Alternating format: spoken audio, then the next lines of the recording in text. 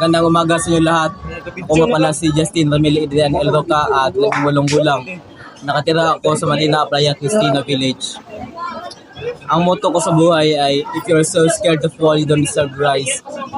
Ang ibig sabihin nun ay kung hindi ka mag-take ng risk sa buhay ay wala kang maabot.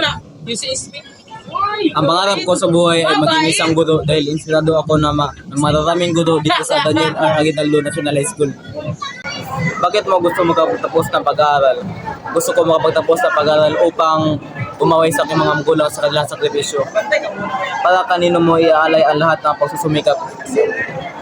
Inaalay ko ito para sa future ng aking sarili dahil gusto kong maging mapayapa ang pamumuhay ko sa susunod na panahon.